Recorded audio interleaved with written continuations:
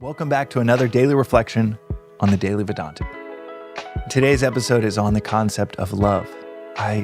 Speaking of love, I love the Vedantic definition of love, which is seeing no otherness in the world. It's all about identification.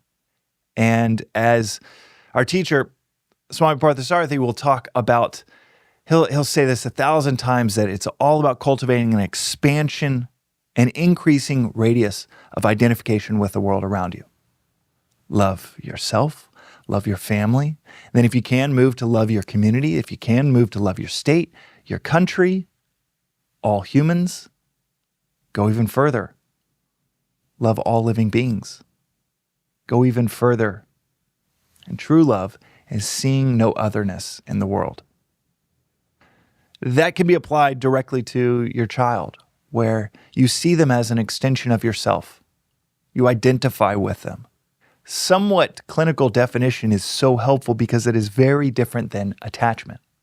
Very different than the way we talk about love, where it is an infatuation. I love this woman, I love this man, I want to marry this person. Where that is preferential attachment, where you feel incomplete without them. Or you want to marry them like you want to consume a donut. The Greeks will talk about the difference between eros and erotic love and agapic love that Christ talked about, which is loving in order to develop that person, that being, into what it's capable of. Like we should love a child, where it's not to consume them, which we know too many parents that do that, where it is for what they can do for you. They're going to live out your dreams. You know, it's the parent that's going crazy on the side of the soccer field or the basketball court because that kid is a reflection of who they are to the community, or could achieve their dreams that they weren't able to, versus how you would identify with your right hand, how you'd identify with your neck, where you're just like, this is a great thing to have around. A neck, a right hand. I'm not fawning over it.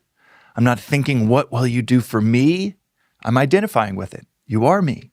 That identification, that cultivation of that identification, even if it's just for your child to start with, you're going to have a healthier relationship with them, and they're going to be able to develop into who they're supposed to be instead of under some thumb that you have and under some identity that you want them to become. This episode is partially about I love that definition of love. It's also just as much about how love gets distorted into preferential attachment. In fact, that language is straight from Vedanta Treatise, so I'm going to read you a little bit about how it talks about love directly from the book itself. The concept of love has been totally distorted. What people call as love is far from true love. What the world understands as love is personal preferential attachment. Attachment binds you, makes you dependent upon the object or being of your attachment, leads to your downfall. Little wonder people say, you have fallen in love. You must give up this clinging, selfish, personal attachment, which passes off as love, and develop the true form of love. A perfect human being is all love. The three practices within Vedanta are to question everything, to not take anything for granted, some good fortune or good crisis, and to study, reflect daily. But in that first principle of questioning everything, the things and people that you think that you love, it's time well spent to ask yourself, do I identify with their well-being, with their development, with who they are and who they can become? Or am I attached, bound to what they can do for me, how they make me feel, conditionally loving them as long as they make you feel a certain way? And if your love is conditional or based on how it makes you feel, then in the Vedantic sense, it's not love.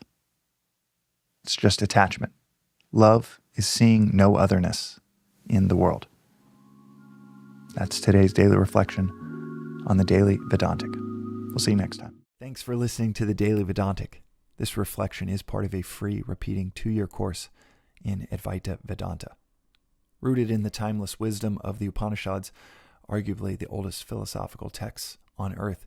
You can begin with episode 1, which gives the 15-minute overview of the whole philosophy of Vedanta, or you can join the journey with any episode at any point.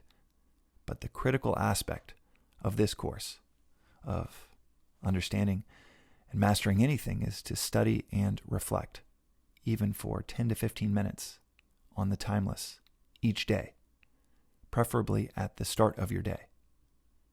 As is said in this philosophy, reflection is 100,000 times as powerful as listening. So listen, journal, sit with, discuss these concepts, or ask questions at thedailyvedantic.com with our AI-powered chatbot, informed by about 700 episodes here, as regularly as one can, if you want to see clarity and peace almost effortlessly unfold in your daily life. And if it doesn't result in a near immediate increase in clarity and peace, then toss aside and feel free to never listen again. One of the things that you might notice is after 7 or 8 days in a row, this doesn't feel like a discipline. This feels like a visit with a best friend, to dive into the timeless with daily reflection. Within a few days, it becomes one of your favorite parts of the day. You can also find out more, including news about in-person events in Los Angeles and beyond, at the Daily Vedantic on Instagram, or through our weekly newsletter at thedailyvedantic.com. Additionally, check out the links in our show notes for more resources like the books that are mentioned most frequently in the episodes, including Vedanta Treatise, perhaps the simplest and most straightforward read on this philosophy I've ever come across. Until next time, and from the entire team that works on the Daily Vedantic project, thanks for listening.